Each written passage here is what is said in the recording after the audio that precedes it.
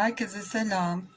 Kanalıma hoş geldiniz. Bugün sizlerle bu güzel bebiş patişinin çalışmasını yapacağız. Çok güzel bir şey oldu. Çok kolay. Hemen 1-1,5 saatte örebileceğiniz bir patik oldu. Bu ölçü yeni doğan 0-3 aylık yiyebilir. Çünkü haroşa örgü olduğu için esniyor. 3 aya kadar kullanabilirsiniz. Örülüşü çok kolay. Ben Alize'nin burcun batiğini kullandım. Siz patik ipiyle de örebilirsiniz. Tabi ipin kalınlığı ve şişinizin ölçüsüne göre ilmek sayınızı düşürüp ya da çoğaltmanız gerekir. Bunu başlarken ben 35 ilmekle başladım. Patik ipiyle örecekseniz o biraz daha ince olduğu için sayıyı 36-37 ilmeğe kadar çıkartabilirsiniz. Ben 3 numara şiş, misinalı şiş kullandım. Ve ipimi de göstereyim size şöyle. Alize'nin burcun batik ipi. Renk numarası da 1892. Bu biraz kalın dokuda bir ip. Yani patik ipliğinden kalın. Bebe yününden biraz, yani hemen hemen aynı diyelim. Örerken ipi şöyle çekerek şu şekilde sündürdüm. Çünkü esnek bir ip. O yüzden de bu şekilde birazcık çekip o esnekliğini kaybetmesini sağladım. Çünkü örünce patin şekli değişebilir diye bu şekilde sündürerek kullandım. Eğer sizin de iplerinizde esneklik varsa bu şekilde sündürebilirsiniz. Şimdi başlayalım isterseniz. Dediğim gibi 35 ilmek atarak başlayacağım. Ben bu şekilde atıyorum ve boynumda örüyorum. Bu şekilde şimdi 35 tane ilmeğimi şişime atıp 35 ilmeğimi attım ve ipimi bir kere düğümledim. Şimdi örgümün arka yüzündeyim. İlk ilmeği örmeden alıyorum ve haroşa örgüme ters örgü örerek başladım. Şimdi bu sıramızı bu şekilde haroşa örelim, sıra sonunda beraberiz. Evet, son ilmeğime geldim. Son ilmeğimi her zaman düz örgü olarak öreceğim ki şu kenar kısımları bu şekilde düzgün çıksın diye. Eğer örersem böyle tırtıklı bir görüntü elde ederim. Yine ilk ilmeği örmeden alıyorum ve şimdi ön yüzdeyim. İlk diş haroşa sırasını başlamış oluyorum. Bu şekilde toplamda 13 haroşa diş sırası elde edene kadar öreceğiz örgümüzü. Bu ilk haroşa diş sırası, gördüğünüz gibi ön yüzdeyim. İlk sıramı örüyorum. Arka yüzden bir kere geldim ve ilk haroşa diş sırasını örüyorum. Bunun gibi 13 haroşa diş sırası olana kadar örelim arkadaşlar. Şimdi ön yüzde tam 2, 4, 6, 8, 10, 12 ve 13 sıra, 13 diş haroşa sırasını ördüm. Arka yüzden de bir kere geldim. Şimdi 14. haroşa diş sırasını yapmadan önce burada toplamda 35 ilmeğim vardı. Siz bunu 2 ve katları da atsanız olur. Tam ortadan 2'ye bölmüş olursunuz. Şimdi 18 tane ilmeği öreceğiz. 17 tanesini bırakacağız. Siz 2'nin katlarında atarsanız, diyelim ki 34 ilmek attınız. 17'sini öreceğiz. 17'sini bırakacağız. Yani ben tek sayı atmışım. Aslında 2'nin katlarını atsaydık da olurdu. Şimdi başlıyoruz. 14. diş haroşa sırasındayız. 3, 4, 5, 6, 7, 8, 9, 10,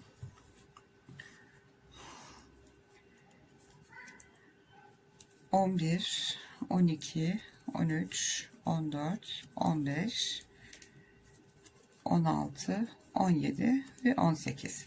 18 taneyi 4, 6, 8, 10, 12, 14, 16 ve 17 tanesini bıraktık. Geri dönüyoruz. İlk ilmeği yine örmüyorum. Ve arka yüzden bu sefer örmeye devam ediyorum. 18 ilmeğimi öreceğim. 18 ilmek üstünden çalışacağız. Bu tarafı hiç ellemeyeceğiz.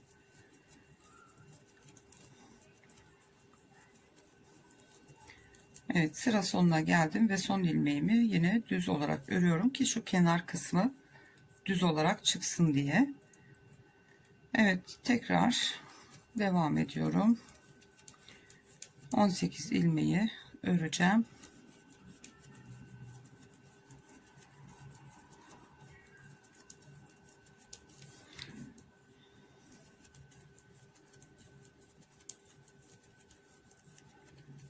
Evet, 18. ilmeğe geldim ve son ilmeğimi yine düz örüyorum.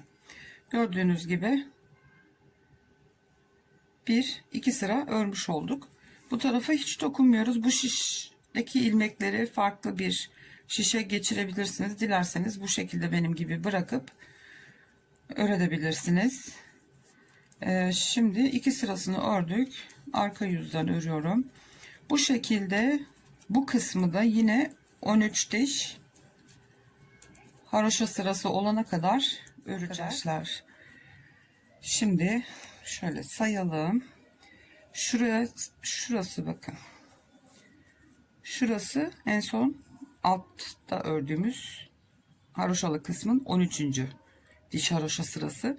Buradan sonra 2, 4, 6, 8, 10, 12 ve 13. sıradayım. 13. haroşa diş sırasını ördüm. Son ilmeği biliyorsunuz hep düz örüyorduk. Şurasının düz çıkması için. Artık bu kısımla birleştireceğim için son ilmeği de ters olarak ördüm.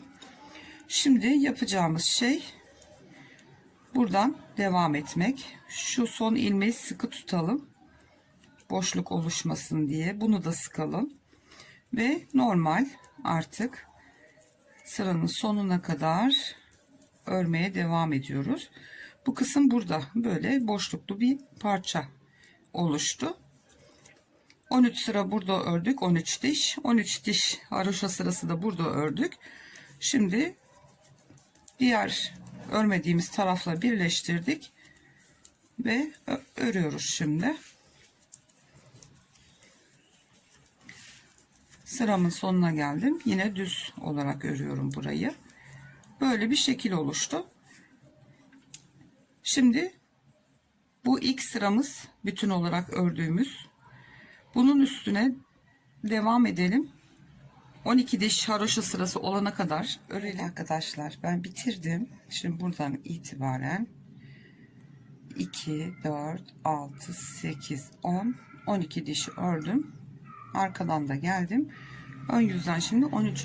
diş haroşa sırasını öreceğiz. Buradan en alttan bitiriş noktasına kadar saydığımızda toplamda 26 diş haroşa sırası olacak bitmiş haliyle. Şimdi örme işimiz bitti. Artık keseceğiz patiğimizi. Hem keseceğiz hem 13. diş haroşa sırasını oluşturmuş olacağız. Bu şekilde iki ilmeği birlikte alıyorum. Ters örer gibi kesiyorum. Sol şişime aktarıyorum. Yine iki ilmek ters örer gibi kesiyorum. Bu şekilde sıra sonuna kadar bütün ilmeklerimizi keselim. Evet arkadaşlar, ben kestim. İpimi dikiş için biraz uzun bırakarak ipimi de kestim. Şimdi ilmeğimin içinden ipimi geçirip burayı düğümlüyoruz. Şimdi iğneme ip geçirdim.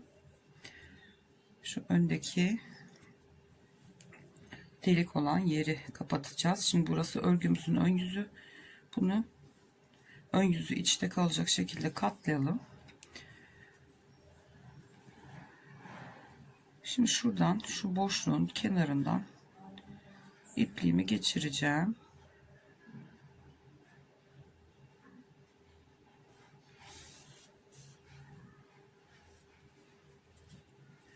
Şimdi şurada gördüğünüz gibi V şeklinde dişlerimiz var boşlukta. Şimdi bir tane atlayıp birine batıyorum. Birine atlıyorum, ikincisine batıyorum. böyle aralıklarla birini atlayıp ikinciye ilmeğin tek katını alıyorum.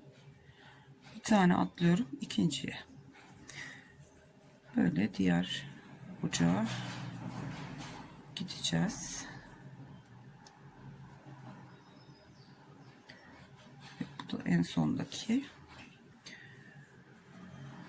Şimdi şu en dip kısımdaki yerden de bir kere batalım. Şimdi bunu şöyle güzelce büzüp kapatacağız burayı bu şekilde.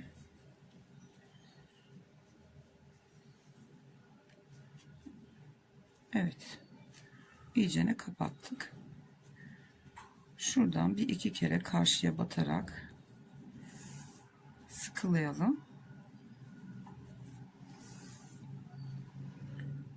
Bir tane de düğüm atalım. Sağlamlaştıralım iyicene.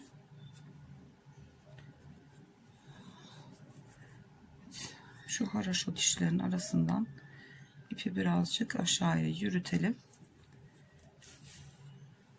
Ve ipimizi kesiyoruz. Dikmek için bıraktığımız bitişte bıraktığımız ipi geçireceğim iğneme.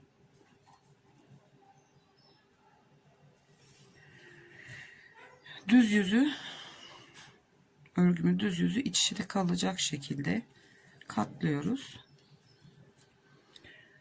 Ve tam karşısındaki ilk ilmekten batarak dikmeye başlıyoruz. Bu köşeyi bir kere daha geçelim. Evet. Şimdi içte kalan ilmekleri karşılıklı alarak dikmeye başlıyoruz. Şöyle.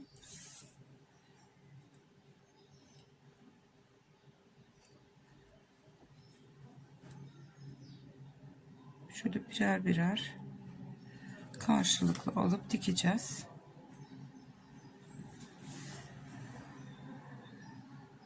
Tam karşılıklı aldığımız için zaten eşit olarak gidecek. Bu şekilde şimdi komple buraya köşeye geliyoruz. Buraya da geleceğiz. Şurada hafiften bir burun kısmında da bir büzme yapacağız. Şu kısma gelene kadar şimdi böyle komple bunu dikip gelelim. Şuradaki ilmeklerden de düz görünüyor ya. İçte kalanları şöyle karşılıklı alıp dikeceğiz. Şöyle şu kadar bir boşluk kalana kadar dikip geleceğiz. Şurada şöyle küçücük bir boşluk kaldı. Bıraktım. Şimdi bunu şu içteki ilmeklerden böyle iğnemizi geçirerek şöyle her ilmeğin içteki katını alarak ipliğimizi geçiriyoruz. Evet, bu da sonuncusu. Diğer tarafa geçiş yapayım aynı zamanda. Evet. Hepsinin içinden geçtim ve şurayı şöyle hani hafif bir oyuntu, yuvarlaklık vermek için yaptık bunu. Şimdi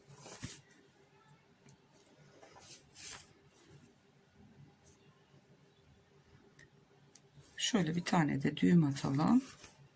İpimizi kesebiliriz. İğne ipliğimizle işimiz bitti. Evet, dikiş işlemi de tamamlandı. Şimdi bunu yüzünü çevirelim. Şu topuk kısmı arka dikişimiz. Bakın tertemiz. Hiç belli bile olmuyor neredeyse. Bu da burun kısmımız. Evet, şöyle bir şekil oluyor.